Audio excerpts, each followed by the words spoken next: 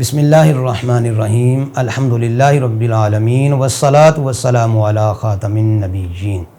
मोहतरम नाज़रीन किराम और अज़ीज़ तलबा किराम, आज हम आपके सामने एक बड़ी खूबसूरत उम्दा चीज़ लेकर हाज़िर हुए हैं और वो है पानी के रंग पर इमाम अहले सुन्नत आला हज़रत इमाम अहमद रज़ा ख़ां की तहक़ीक़। इसका कुछ पस मंज़र मैं अर्ज़ कर दूँ। आला हज़रत इमाम अहले सुन्नत से माए मुतलक के बारे में सवाल हुआ था कि माए मुतलक कौन सा है जिस पानी से वज़ू हो सकता है। तो आपने इस मसअला के जवाब में तहक़ीक़ फ़रमाई और तकरीबन 400 सफ़हात का रिसाला लिखा और उस तहक़ीक़ के दौरान चलते चलते ज़िमनन पानी के रंग पर आपने गुफ्तगू फ़रमाई है और क्या उसमें आपने बहस की है और तहक़ीक़ की है, उसको हम सुनते हैं, देखते हैं और इंशाअल्लाह ईमान भी ताज़ा होगा और इमाम अहले सुन्नत की कदर व मंज़लत और अज़मत भी हमारे दिलों में उजागर होगी। तो आइए देखते हैं कि पानी के रंग पर आपने क्या तहक़ीक़ की है। जिस रिसाले में आपने ये तहक़ीक़ फ़रमाई है अन-नूर वन-नौरक लिइस्फ़ारिल माइल मुतलक, ये फ़तावा रज़विया शरीफ की दूसरी जिल्द में रिसाला मौजूद है और इसका इख्तिताम तीसरी जिल्द में है। ये जो भी गुफ्तगू है ये मैं अपने अल्फाज में आपके सामने अर्ज़ कर रहा हूँ। असल अल्फाज और तहक़ीक़ जो है वो फ़तावा रज़विया शरीफ से आप देख सकते हैं। तो उसको मैंने मुख्तसर करके अपने अल्फाज में ये एक नक्शा तैयार किया है आसानी के लिए। तो बुनियादी तौर पर पानी के बारे में दो नज़रिए हैं, पानी बेरंग है या पानी रंगदार है। कलरलेस है यानी कोई रंग नहीं है। फ़िज़िक्स के तलबा से हमने सुना है और यही पढ़ाया जा रहा है कि पानी का कोई रंग नहीं है। जो इल्म तबईयात से वाक़फ़ियत और शगफ़ रखते हैं वो इस बात को जानते होंगे कि यही कहा जा रहा है पानी बेरंग है। तो इस पर आला हज़रत ने जो गुफ्तगू फ़रमाई है और 3 तरह से इसको आपने रद्द फ़रमाया है। ये नज़रिया कि पानी बेरंग है ये बातिल नज़रिया है। और एक बात मैं अर्ज़ करता चलूँ कि आला हज़रत इमाम अहले सुन्नत की ये शान है, किसी भी बातिल नज़रिए को वो कायम नहीं रहने देते।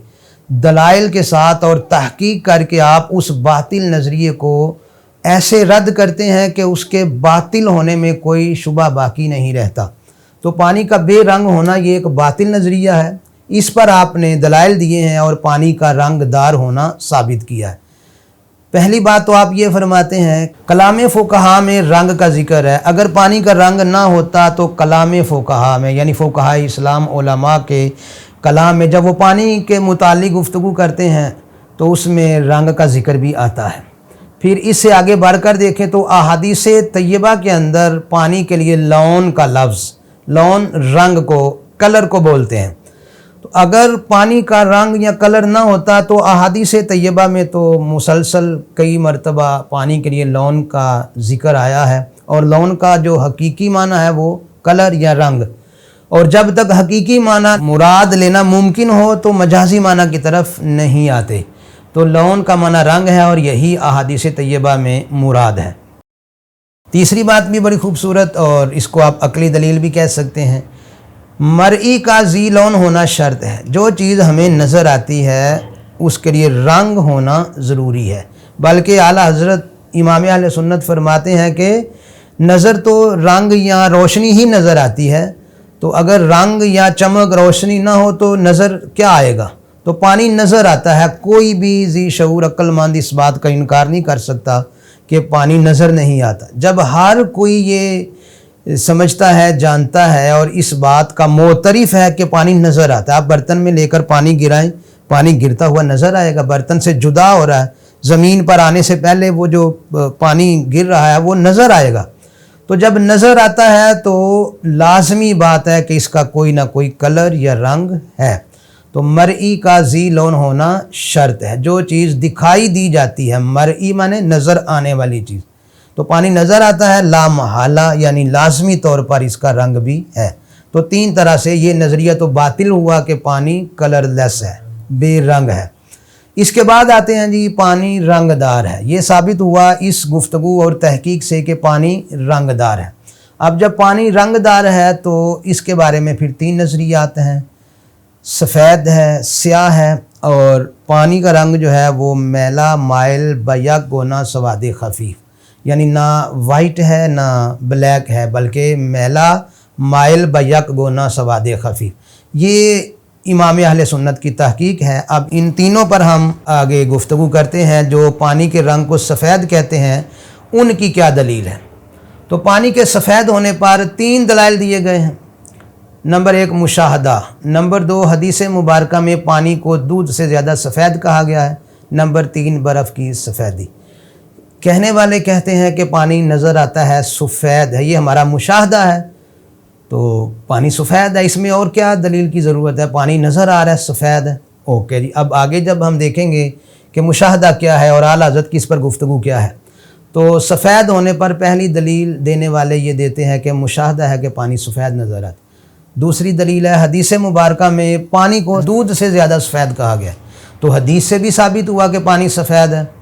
تیسری دلیل ہے برف کی سفیدی، پانی جب ٹھنڈک کی وجہ سے، برودت کی وجہ سے جم جاتا ہے برف کی صورت میں ہمیں سفید نظر آتا ہے، تو برف کی سفیدی پانی کے اصل رنگ پر دلیل ہے کہ پانی سفید ہے۔ اگر پانی سفید نہ ہوتا تو جم جانے کے بعد جو ہمیں سفید نظر آتا ہے وہ ایسا نہ ہوتا پھر، تو پانی کا رنگ سفید ہے، برف کی سفیدی اس پر دلیل ہے پانی کے اصل رنگ پر۔ اب اس پر جو گفتگو اعلیٰ حضرت امام اہل سنت نے فرمائی ہے وہ بڑی شاندار، خوبصورت، دلچسپ اور تحقیقی ہے۔ پہلی دلیل ہے کہ مشاہدہ۔ اب آپ نے اس دلیل کا 4 طرح سے رد فرمایا ہے، اور حیرت کی بات یہ ہے اور اعلیٰ حضرت کا کمال یہ ہے کہ جس انداز سے دلیل دی گئی تھی مشاہدہ، 4 طرح سے جو رد کیا ہے اس کا تعلق بھی مشاہدہ کے ساتھ ہے، مشاہدہ کی دلیل کا رد مشاہدہ کے ساتھ۔ آپ نے فرمایا کہ آبی رنگ جو نیل گونی کی طرف مائل ہو، مشاہدہ تو یہ بتا رہا ہے کہ پانی کا رنگ سفید نہیں۔ اگر پانی کا رنگ سفید ہوتا تو ہر سفید چیز کو آبی رنگ والی چیز کہا جاتا، آبی رنگ اسے کہتے ہیں نیل گونی کی طرف مائل ہو۔ پھر دوسری بات، سفید کپڑے کا کچھ حصہ دھویا جائے، بالکل وائٹ کپڑا لیں آپ سفید، اس کا آدھا حصہ آپ دھو لیں، خشک ہونے کے بعد وہ دھلا ہوا حصہ بالکل ممتاز اور الگ ہوگا، جو دھویا نہیں ہے وہ وائٹ نظر آئے گا، اور جس کو دھویا ہوا ہے اور ابھی خشک نہیں ہوا، پانی کی تری اس میں موجود ہے، تو اس کا کلر کچھ اور ہوگا، خشک ہونے کے بعد بالکل واضح ہوگا کہ یہ وائٹ ہے، اس سے پہلے وہ وائٹ نظر نہیں آئے گا۔ تو یہ مشاہدہ کیا بتا رہا ہے کہ پانی کا رنگ وائٹ ہے یا کچھ اور ہے؟ اگر وائٹ ہوتا تو جو کپڑا دھویا گیا ہے وہ بھی اسی طرح وائٹ نظر آتا جو نہیں دھویا گیا اس کی طرح۔ تو یہ مشاہدہ بھی بتا رہا ہے کہ پانی کا کلر وائٹ یعنی سفید نہیں ہے۔ تیسری بات یہ ہے کہ پانی ملا دودھ نلاہٹ لے آتا ہے، دودھ وائٹ ہے، سفید ہے، اس میں پانی ملائیں گے، اب ایک طرف دودھ وہ ہو جس میں پانی نہیں ملا اور ایک طرف وہ دودھ ہو جس میں پانی ملا ہوا ہے، تو جس دودھ میں پانی ملا ہوگا اس میں نلاہٹ ہوگی، وہ وائٹ بالکل سفید نظر نہیں آئے گا۔ تو اب پانی ڈالا تو دودھ کی سفیدی میں فرق آ گیا، اگر پانی بھی سفید ہوتا تو دودھ کی سفیدی میں فرق نہ آتا۔ تو یہ مشاہدہ ہے کہ پانی ملا دودھ نلاہٹ لے آتا ہے۔ تو پانی کا سفید رنگ یہ مشاہدہ نہیں ہے، بلکہ مشاہدہ یہ ہے کہ پانی کا رنگ سفید نہیں ہے۔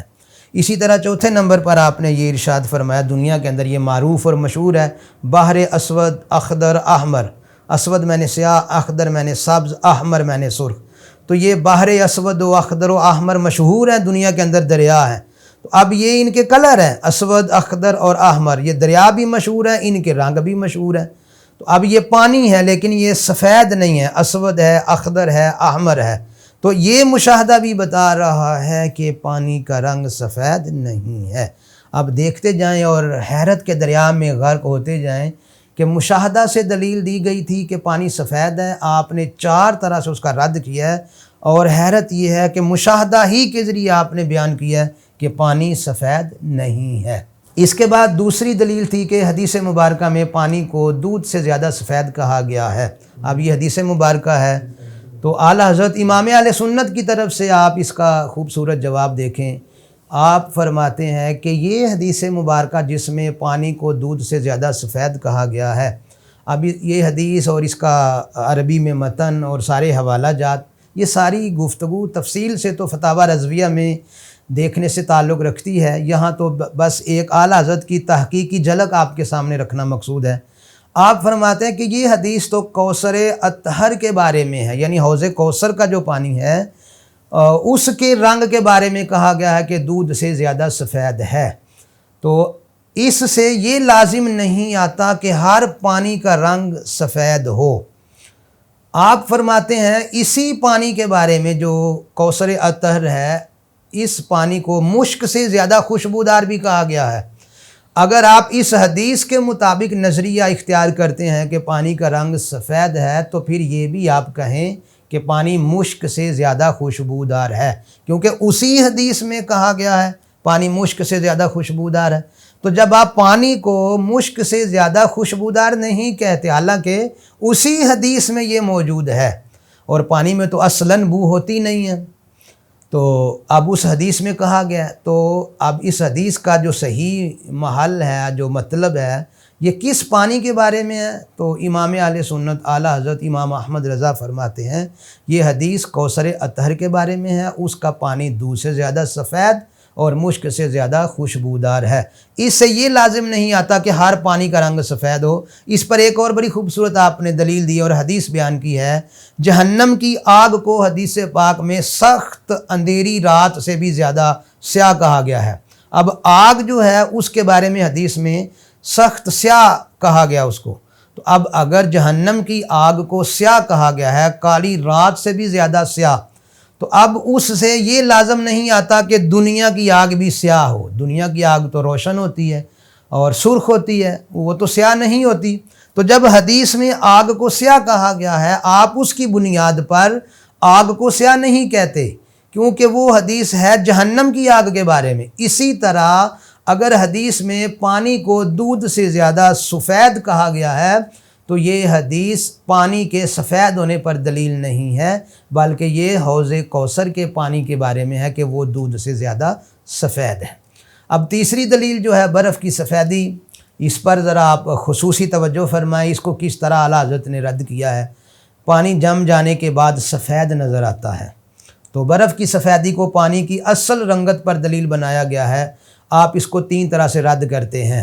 آپ فرماتے ہیں خون بعد انجماد، یعنی جم جانے کے بعد خون سیاہ نظر آتا ہے۔ اب کسی چیز کا جم جانے کے بعد جو کلر نظر آتا ہے، اگر وہ اصل کلر کی دلیل ہے تو پھر خون کو آپ سیاہ کہیں، حالانکہ یہ آپ کبھی نہیں کہہ سکتے کہ خون سیاہ ہوتا ہے۔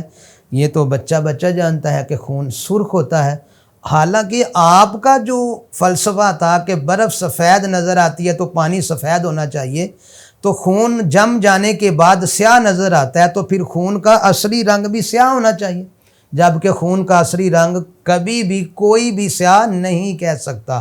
یہاں پر آپ نے ایک اور بڑا خوبصورت کلام کیا ہے اور افادہ فرمایا ہے، مچھلی کی جو سرخ رطوبت ہوتی ہے وہ جم جانے کے بعد سفید نظر آتی ہے۔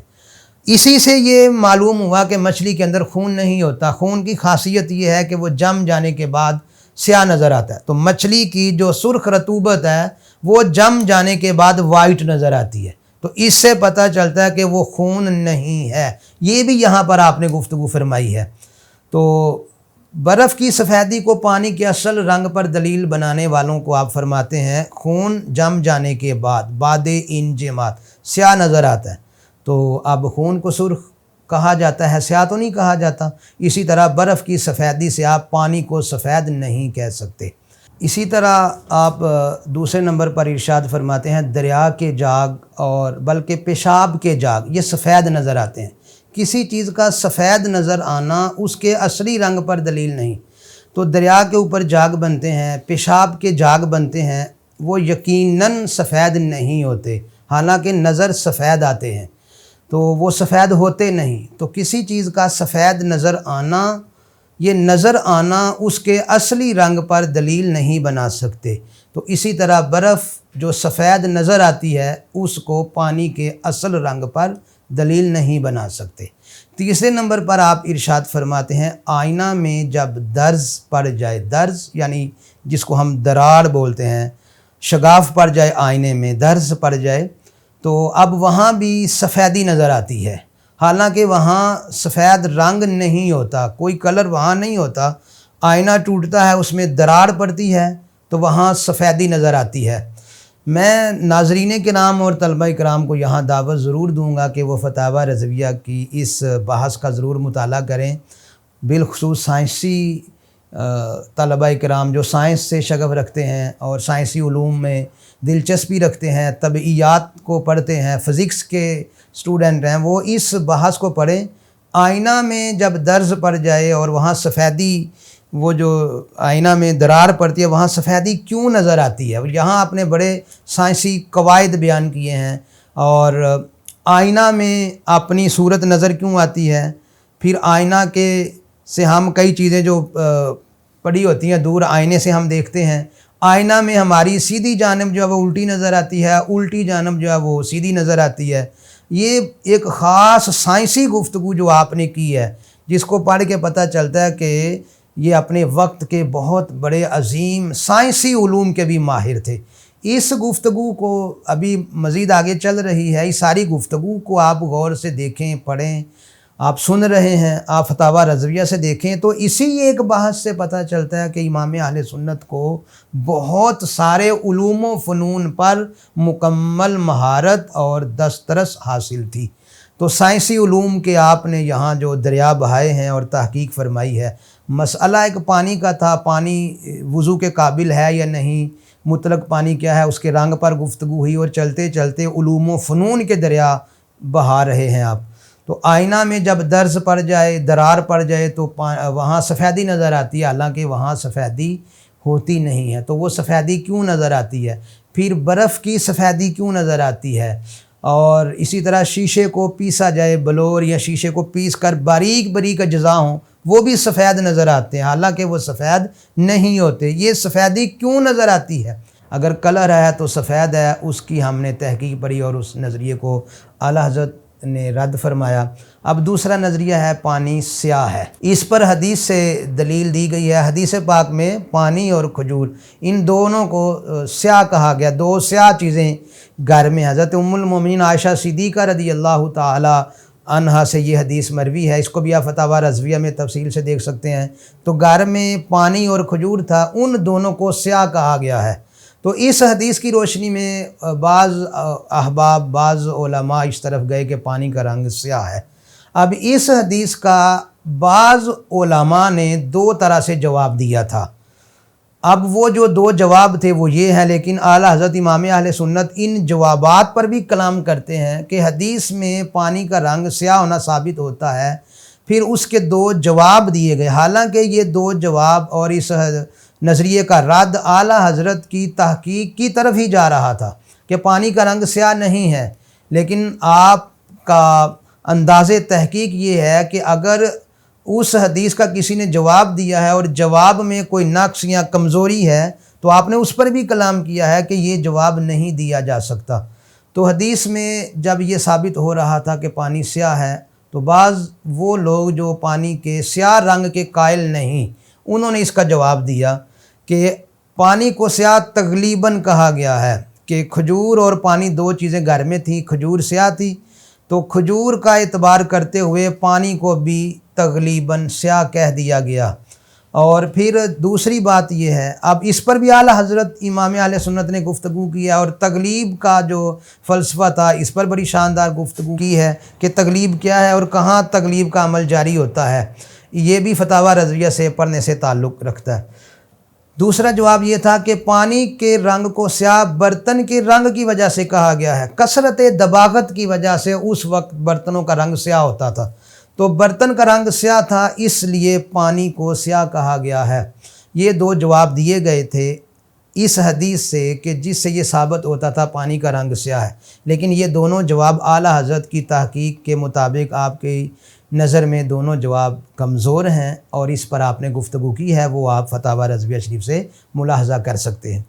اس پر ایک بات جو آپ نے بنیادی طور پر فرمائی ہے کہ حدیث میں پانی کا رنگ جب سیاہ معلوم ہو رہا ہے کہ پانی کا رنگ سیاہ ہے، تو اولاً تو یہ ثابت کریں کہ پانی کا رنگ سیاہ نہیں ہے، پھر آپ اس کے دو جوابوں کی طرف آئیں گے۔ پانی کا رنگ سیاہ نہیں، پہلے یہ ثابت کریں۔ تو اس ساری گفتگو کو آپ فتاوی رضویہ میں ملاحظہ فرما سکتے ہیں۔ اب تیسرا نظریہ جو ہے، جس کو ہم امام احمد رضا کی تحقیق کہیں گے، کہ پانی کا رنگ ہے، سفید بھی نہیں سیاہ بھی نہیں، تو اب کیا ہے پانی کا رنگ؟ تو آپ فرماتے ہیں میلا مائل بیک گونا سواد خفیف، یعنی پانی نہ بالکل سفید ہے اور نہ خالص سیاہ ہے، بلکہ میلا مائل بیک گونا سواد خفیف۔ اور اس رنگ کو اگر آپ دیکھنا چاہیں تو یہ صاف اور اجلی چیزوں کے سامنے، صاف شفاف چیزوں کے سامنے آ کر یہ رنگ کھل جائے گا۔ ویسے آپ کو اس رنگ کا احساس شاید نہ ہو، لیکن اس رنگ کا اگر آپ احساس کرنا چاہتے ہیں، اس کو محسوس کرنا چاہتے ہیں، تو صاف اور اجلی چیزوں کے مقابل آئے گا تو یہ رنگ واضح ہوگا۔ اس پر آپ نے 2 مثالیں دی ہیں۔ کپڑے کا بعد حصہ دھونے کی مثال، وائٹ کپڑا لے کر دھوئیں آپ، پیچھے بھی یہ گفتگو گزر چکی ہے، تو وائٹ جو حصہ دھویا گیا ہے وہ اب وائٹ سے منفرد ہوگا۔ تو وائٹ کے مقابلے میں جب ہم نے دوسرا حصہ دھویا تو وائٹ کے مقابلے میں آنے کی وجہ سے اب وہ جو فرق ہے وہ پانی کا رنگ واضح ہو رہا ہے۔ تو اسی طرح دودھ میں پانی ملنے کی مثال، دودھ میں جب ہم پانی ملائیں گے، ایک دودھ ہے جس میں پانی نہیں ملا ہوا تو اس کا کلر وائٹ ہوگا، جس میں پانی ملا ہوا ہوگا وہ وائٹ اور سفید اس طرح نظر نہیں آئے گا۔ تو بالکل صاف چیز کے مقابلے میں جب آئے گا پانی کا کلر تو پھر یہ واضح ہوگا کہ پانی کا کلر یہ ہے۔ تو یہ اعلیٰ حضرت کی ساری تحقیق ہے، اور تحقیق کا خلاصہ یہ ہے کہ پانی کا رنگ میلا مائل بیک گونا سواد خفیف ہے۔ تو کتنی شاندار اور خوبصورت گفتگو ہے ناظرین کرام، عزیز طلبہ کرام، کہ پانی کا رنگ ہے یا نہیں ہے۔ تو اولاً تو 2 نظریے تھے کہ پانی کا رنگ نہیں، اس کو آپ نے 3 طرح سے رد فرمایا ہے، وہ آپ کے سامنے عرض کیا گیا۔ پھر پانی کا رنگ ہے، سفید ہے، سیاہ ہے یا کوئی اور ہے، سفید ہونے پر دلائل اور ان دلائل کا شاندار رد، پھر سیاہ ہونے پر دلائل اور اس کا جواب، اور پھر پانی کا جو اصل رنگ تھا وہ اعلیٰ حضرت نے بیان فرمایا ہے۔ تو اللہ کریم ہم سب کو اعلیٰ حضرت کی تحقیقات سے استفادہ کرنے کی توفیق نصیب فرمائے۔ انشاءاللہ مزید بھی ہم اعلیٰ حضرت کی اس طرح کی سائنسی اور علوم عقلیہ کے حوالے سے جو تحقیقات ہیں وہ بھی وقتاً فوقتاً آپ کے سامنے لاتے رہیں گے۔ آمین بجاہ النبی الامین صلی اللہ علیہ وسلم۔